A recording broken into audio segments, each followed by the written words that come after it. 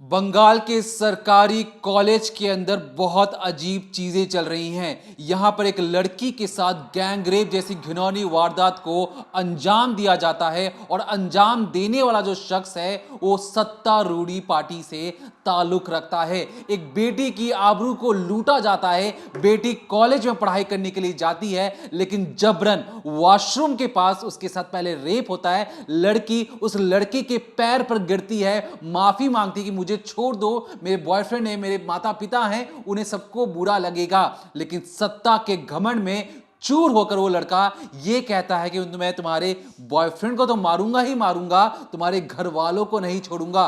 बकायदा गार्ड के सामने उस लड़की के आबरू को लूटा जाता है। लड़की बेहताशा हो चुकी होती है, उसकी सांसें नहीं चल रही होती हैं। इनहेलर ला के दिया जाता है ताकि जो बच्ची है वो सांस ले सके। इसके बाद ये जो लड़का है बार बार धमकी देता है कि तुम मुझसे शादी कर लो, नहीं तो मैं तुम्हारी जिंदगी बर्बाद कर दूंगा। अब ये जो कहानी है आज आपके पास बिल्कुल, हम कमेंट सेक्शन में वो जो बच्ची है उसने जो इसका इकबालिया बयान है पुलिस के सामने वो कमेंट सेक्शन में पिन कर देंगे ताकि आप सब भी पढ़ सकें। ये बहुत छोटा सा अंश है जो हम इस कमेंट सेक्शन में पिन कर रहे हैं, जहां पर एक लड़की खुद बता रही है कि किस तरीके से जो लड़के हैं जो सत्ता के रूढ़ में घमंड में पागल हो चुके हैं, जो अमीरजादे हैं, जो पैसों के आगे कुछ नहीं समझते हैं, वो किस तरीके से एक बच्चियों को रेप करने से भी बाज नहीं आते हैं। क्या है पर्दे के पीछे की कहानी, क्योंकि इस कहानी में सवाल उठता है ममता बनर्जी की पार्टी पर, खुद ममता बनर्जी पर, और एक सरकारी कॉलेज, एक सरकार के द्वारा फंड यूनिवर्सिटी के अंदर, एक कॉलेज के अंदर किस तरीके से सारी चीजें बड़े आराम से हो जाती हैं और गार्ड भी कुछ क्यों नहीं कर पाता। क्या है अंदर की कहानी, तफसील से जानिए। तो ये जो पूरी वारदात है कोलकाता से सामने आई है और आप अभी जिस तस्वीर को देख रहे हैं ये उसी कॉलेज की तस्वीर है जहां पर आप देख रहे हैं कि सीलबंदी की गई है। और इसी कॉलेज के अंदर एक स्टूडेंट के साथ, एक लॉ स्टूडेंट के साथ जिसकी उम्र महज 24 साल है, उसके साथ एक एक्स स्टूडेंट और दो जो अभी पढ़ाई कर रहे हैं वो दो लड़के मिलकर घिनौनी वारदात को अंजाम देते हैं। और सबसे पहले देखिए आरोपी का चेहरा, ये है मनोजीत मिश्रा, और यही वो आरोपी है जिसने उस लड़की के साथ ज़बरदस्ती की, उसे बाथरूम में खींच कर ले गया, फिर ज़बरदस्ती ही उसे यूनियन रूम में ले गया, वहाँ के गार्ड रूम में गार्ड के सामने इस लड़की के साथ रेप किया और उसके बाद धमकाया भी। दरअसल 25 जून की रात को करीब 7:30 बजे से 10:50 तक ये जो लड़का है ये उस लड़की के साथ रेप करता रहा, उसे टॉर्चर करता रहा, उसे मानसिक यातनाएं देता रहा। होता दरअसल ये है कि 25 जून को जो लड़की है वो अपने कॉलेज का फॉर्म भरने के लिए दोपहर 12 बजे के आसपास कॉलेज पहुंचती है, वहाँ पर अपने दोस्त यारों से मिलती है, कॉलेज में रहती है और करीब 7 बजे के आसपास जब वो घर निकलने वाली होती है तो वॉशरूम के पास के इलाके से वो जब निकलती है तभी उसके साथ इस वारदात को अंजाम दिया जाता है। अब होता क्या है, जब ये जो लड़की है, जो पीड़ित है, जब ये सामने आई और जब इसने पुलिस को पूरी चीज़ें समझाई, इकबालिया जो बयान दिया उसमें क्या लिखा है तो वो आपको समझना होगा। अभी आप एक तस्वीर देख रहे हैं, ये तस्वीर उसी चीज़ की है जो बाकायदा इस लड़की का बयान है। अब बयान में इस लड़की ने क्या क्या चीज़ें बताई हैं तो वो बताती है कि 12 बजे जब वो अपने कॉलेज पहुंचती है, वहाँ पर फॉर्म वगैरह जमा करती है और 7 बजे के आसपास जब वो घर निकलने की कोशिश कर रही होती है, उस वक्त जब वॉशरूम जाती है तब एक जो लड़का है वहीं पर आता है जिसका नाम मनोजीत मिश्रा है।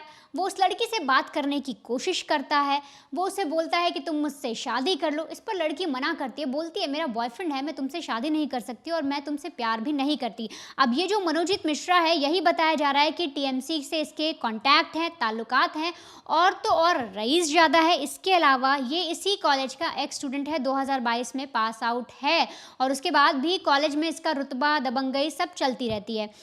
अब यहाँ पर लड़की के इनकार करने पर मनोजीत मिश्रा को लगता है कि उसकी साख पर, उसकी ईगो पर किसी ने हर्ट किया है और उसके बाद वो उस लड़की को ज़बरदस्ती फोर्सफुली वॉशरूम के अंदर लेकर जाता है और वहाँ पर उस लड़की के साथ रेप करता है। सबसे पहले जो लड़की ने बताया वो बताती है कि वो लोग जब मुझे वॉशरूम लेकर जाता है वहाँ पर मुझसे बार बार बोलता है कि मैं उससे शादी कर लूँ, मुझे बोलता है अपने बॉयफ्रेंड को छोड़ दो। अब ये सारी चीज़ें मैं उसे डिनाई करती हूँ और इसके बाद वो मुझे धक्का देता है, नीचे गिरा देता है, मेरे कपड़े निकालने की कोशिश करता है, वहाँ मेरे साथ रेप करता है। मैं रोती हूँ, बिलखती हूँ, मैं उससे बोलती हूँ कि मुझे छोड़ दे, मेरा परिवार है, सब बिखर जाएगा, लेकिन वो मुझे नहीं छोड़ता। इसके बाद मेरी हालत ख़राब होती है, मेरी सांसें उखड़ रही होती हैं, मेरी तबीयत बहुत ज़्यादा बिगड़ जाती है, मुझे कुछ समझ नहीं आ रहा होता और तभी मैं 2 लोगों को आवाज़ देती हूँ। अब 2 लोगों की आवाज़ देने की बात है, उसमें मेंशन किया गया है MPJ नाम से, लेकिन जहाँ तक वो नाम है इसी पूरे केस में 2 और लड़कों के, जिनका नाम है जैब अहमद और परमीत मुखोपाध्याय। इनको आवाज़ दी जाती है। इनसे जब वो पहुंचते हैं तब वो लड़की वहाँ पर उनसे हाथ जोड़ती है, कहती है प्लीज़ मुझे किसी भी तरीके से इससे बचा लो, इस हैवान से मुझे बचा लो, मुझे अस्पताल लेके चलो, मैं सांस नहीं ले पा रही, मैं मर जाऊंगी। लड़की जब इस तरीके से बातें कहती है तो वो जो सामने खड़े लड़के हैं वो मदद करने से मना कर देते हैं। यानी जो 2 लड़के जिन्हें लड़की ने देखा कि शायद कोई है जो मेरी मदद कर सकता है, जब वो चिल्लाती है तो 2 लड़के जब अंदर जाते हैं तो वो साफ तौर पे इनकार कर देते हैं। उस हालत में, उस अवस्था में जो लड़की पड़ी होती है उसकी मदद करने से। इस पर लड़की की सांसें उखड़ रही होती हैं। जो मनोजीत मिश्रा है वो वहीं पर खड़ा होता है। लड़की उन लड़कों से बोलती है जो हेल्प करने आए थे, उनसे कहती है कि ठीक है तुम मुझे रूबी अस्पताल नहीं ले जा सकते तो हो सकता है तो ऊपर जाकर मेरा इन्हेलर है वो कहीं गिर गया है वो ला कर दे दो। इसके बाद वो लड़के अस्पताल तो नहीं ले जाते लेकिन इन्हेलर लाकर उस लड़की को देते हैं। वो धीरे धीरे ठीक होती है, उसको सांस वापस आती है और फिर वो कोशिश करती है कि बाहर किसी तरीके से भाग सके। लेकिन तभी उसे समझ में आता है कि ये जो मनोजीत मिश्रा है इसने पहले ही यूनियन जो प्रॉपर हॉल है उसका जो गेट है पूरा बंद कर दिया और ये लड़की अब बाहर नहीं जा सकती। ऐसे में वो उसके पैरों में गिर जाती है, मनोजीत मिश्रा के पैरों में गिरती है वो लड़की और बोलती है किसी भी तरीके से उसे छोड़ दो, माफ़ कर दो, अब उसके साथ और अत्याचार मत करो। इस पर जो मनोजीत मिश्रा है वो और बिदकता है और सामने खड़े 2 लड़के यानी जो मदद के लिए आए थे, जिसको लड़की ने पुकारा था ये सोचकर, इस उम्मीद में कि शायद वो 2 फरिश्ते होंगे जो उसकी मदद कर देंगे, लेकिन ऐसा नहीं होता। मनोजीत मिश्रा जो है जब लड़की पैरों में गिरी होती है उसी वक्त उन 2 लड़कों से कहता है कि इसको फ़ौरन गार्ड रूम में ले जाओ, खींचते हुए, घसीटते हुए, और वो लड़के भी उसकी बात सुन लेते हैं। पहले वॉशरूम में इस लड़की के साथ बर्बरता करते हैं, अत्याचार करते हैं। उसके बाद वो जो 2 लड़के थे वो उस लड़की को घसीटते हुए, खींचते हुए जो गार्ड रूम था वहाँ पर लेकर जाते हैं और फिर मनोजीत मिश्रा भी वहाँ पर पहुँचता है और गार्ड जो वहाँ पर मौजूद था उससे कहते हैं बाहर जाकर बैठो। अब आप देखिए इस लड़के की दबंगई देखिए, एक लड़की को घसीट कर खींच कर लाया जा रहा है लेकिन जो गार्ड वहाँ पर मौजूद है वो एक भी प्रश्न नहीं कर सकता, वो क्वेश्चन नहीं कर सकता कि सर आप क्या कर रहे हैं, ये गलत है।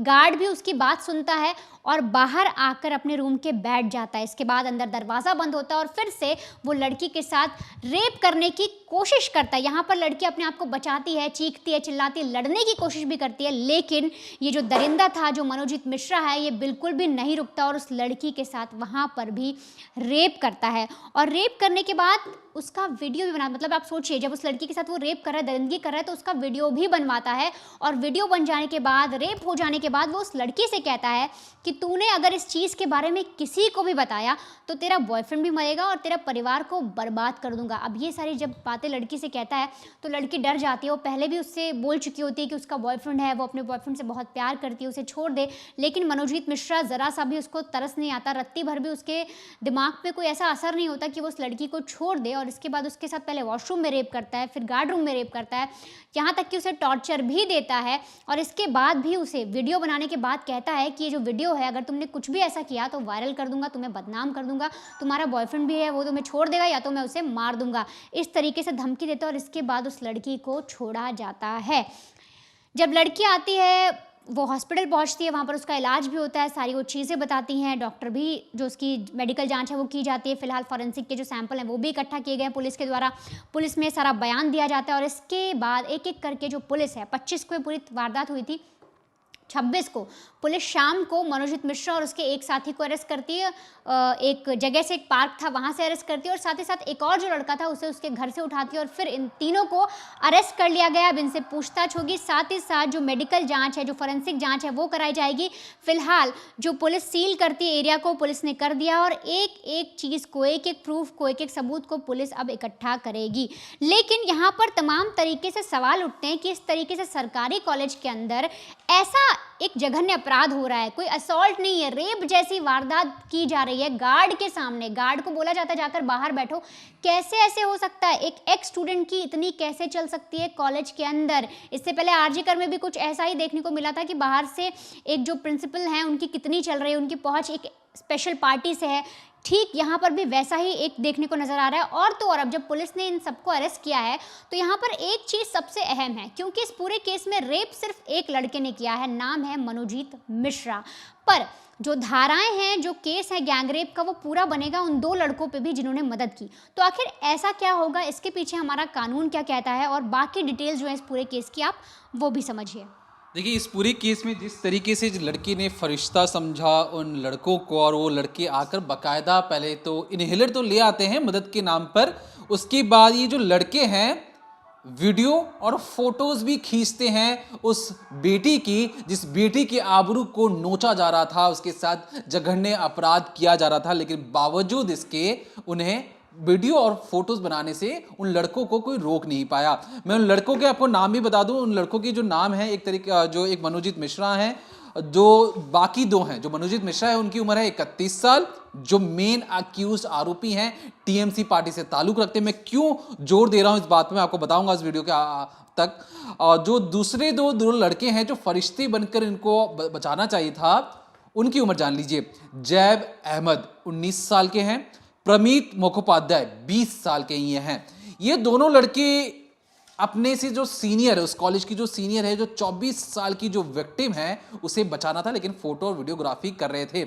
अब यहां पर जब आप उस लेटर में, जो हमने कमेंट सेक्शन में पिन भी कर दिया है, आप उसमें उस लेटर में अगर जाके पढ़ें ध्यान से, तो उसमें आपको पता लगेगा कि जो बेटी है वो ये कह रही है कि ये जो शख्स हैं ये बहुत ज़्यादा रसूखदार हैं, बहुत ज़्यादा पावरफुल हैं, इनकी पहुंच अच्छी अच्छी जगहों पर है और इसलिए कुछ भी कर सकते हैं। जब बेटी ने सारी चीज़ें लिखी तो हमने पड़ताल करने की कोशिश की कि जनाब कौन है, तब हमें बहुत सारी चीज़ें पता लगी हैं। एक गार्ड जो सिर्फ और सिर्फ एक इशारे पर बाहर चले जाए, सोचिए उस शख्स की उस कॉलेज के अंदर धाक और पावर दबंगई कितनी ज़्यादा होगी कि गार्ड मुंह बंद कर ये देखते सुनते रहा कि बेटी को छेड़ा जा रहा है। रात के 7:30 से लेकर 10:30 के बीच की ये पूरी दरमियानी जो वाकया है, वहां पर बंद कॉलेज के अंदर सारी चीजें हो रही हैं और गार्ड आंख मुंह बंद कर बाहर बैठा हुआ है और 2 लड़के वीडियो और फोटोग्राफी कर रहे हैं। अब ऐसे में क्या जो रेप करने वाला एक शख्स था,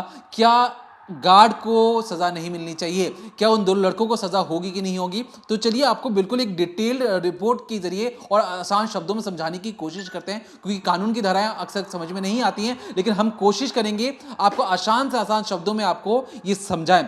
दरअसल देखिए, जो गार्ड था बाहर बैठा हुआ था, उसकी भी एक तरीके से सहमति थी जो मनोजीत मिश्रा जो कर रहे थे। 2 लड़के भी एक तरीके से बाहर खड़े थे, वीडियोग्राफी फोटोग्राफी, और जानते थे कि क्या चीजें हो रही हैं, और उस मौका वारदात पर वहां पर खड़े होकर सारी चीजें देख भी रहे थे। अब हमारी जो कानून है वो भारत न्याय संहिता, पहले आईपीसी होता था, बदल चुका है इंडियन पिनल कोड और उसे भारत बीएनएस का नाम दिया गया है, भारत न्याय संहिता। इसमें 3 धाराएं हैं, 127 धारा बटे 2, 70/1 और 3/5। अब मैंने आपको ये नंबर तो बता दिया, थोड़ा सा कॉम्प्लिकेटेड है, मैं आपके लिए और आसान इसे कर देता हूं। धारा 127 जो उसका पैरा नंबर 2 है, उसमें क्या कहा गया है? अगर किसी व्यक्ति की उसकी इच्छा के विरुद्ध कहीं रोकता है या उसे बंद करता है तो यह अपराध है। मतलब आप किसी को जबरन किसी के कमरे के अंदर बंद कर दें और उसकी इच्छा ना हो तो वो भी कानूनन अपराध है। इसके लिए 1 साल जेल और 5,000 तक का जुर्माना है। अब यहां पर जिस तरीके से जो बेटी को वो इशारा करता है कि जाकर इसको गार्ड रूम के पास ले जाओ, वॉशरूम में तो रेप कर ही रहा था, जब वो पैर पकड़ती है, भीख मांगती है, तो इशारा करके बोलता है गार्ड रूम में लेके जाओ, गार्ड रूम में मैं अब आबरू लूटूंगा। जो उस लड़की की जो मानसिकता है, जबरन एक इच्छा के विरुद्ध उस कमरे में बंद करना, तो इसके लिए सबसे पहली जगह हर एक धारा जोड़ी जाती है। तो 5,000 से लेकर 1 साल की सजा तो है ही। अब आते हैं धारा 70, उसका पैरा नंबर 1। अगर किसी महिला के साथ 1 से अधिक सामूहिक बलात्कार होता है या उसमें सहयोग किया जाता है बाकी लड़कों के द्वारा, तो सभी समान रूप से गैंग रेप का उस पर आरोप लगेगा। भले ही सिर्फ एक व्यक्ति ने ही क्यों ना रेप किया हो, लेकिन उस साक्ष्य के जो मौजूद जो लोग थे, जो अपनी आंखों की नंगी आंखों से देख रहे थे कि हैवान किस तरीके से एक बच्ची का रेप कर रहा है, बेटी का रेप कर रहा है, और वो लोग कुछ भी नहीं कर रहे, तो वो भी गैंग रेप में सहयोगी माने जाएंगे, भले ही एक शख्स ने रेप किया हो, जैसा इस केस में है।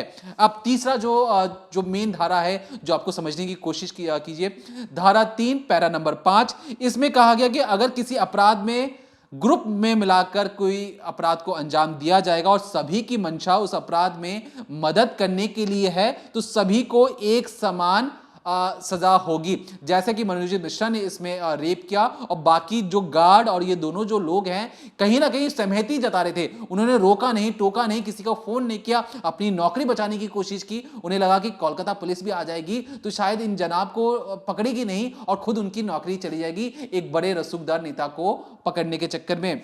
और इसलिए ये जो मैंने आपको जो 3 धाराएं बताई हैं, उसमें ये साफ है कि अगर मनोजीत मिश्रा सिर्फ प्राइम अक्यूज्ड हैं, तो बाकी अक्यूज्ड भी इंक्लूडिंग गार्ड, जो उस वक्त अपनी सरकारी नौकरी के नाम पर गेट के बाहर बैठकर सिर्फ और सिर्फ खैनी मल रहा था और ये ध्यान नहीं दे रहा था कि अंदर क्या हो रहा है, तो वो भी बराबर का भागीदार है इस केस के अंदर।